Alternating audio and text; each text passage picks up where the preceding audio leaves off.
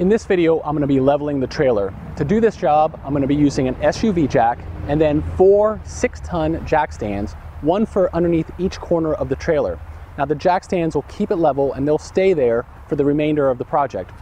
Now the jack stands have kind of a sharp edge on the bottom, so if you're working on anything other than concrete, you're going to want to use some kind of wood or material underneath them to keep them steady so they don't sink into the ground. I use the boards that I cut out, the deck boards that I cut from the trailer. Now the height adjustments of the jack stands can be a little coarse, so you may find that you need to shim the bottom of them a little bit to get the proper height. Now what I use is generally just 1/2-inch plywood. You don't want to use anything too soft because once again, that'll compress over time and it'll throw off the balance of your trailer.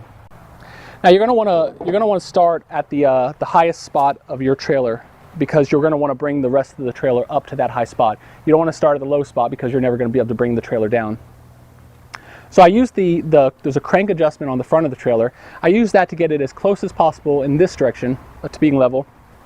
And then I'll use a jack to bring up the rest of the trailer to this level spot. I'll use just a standard level to take my measurements.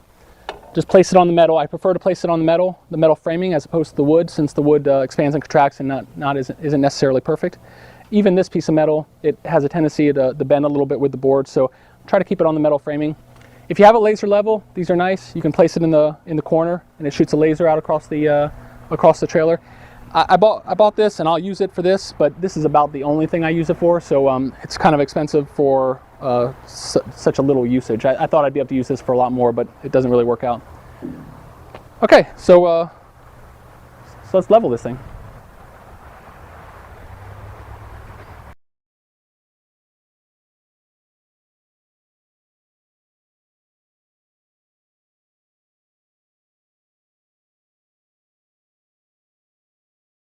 Okay, it took me about 45 minutes, but the trailer is finally level.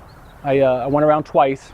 You start, you make sure one side's level, you make sure the next side's level. By the time you get all the way around, you would think that the last one would automatically be level.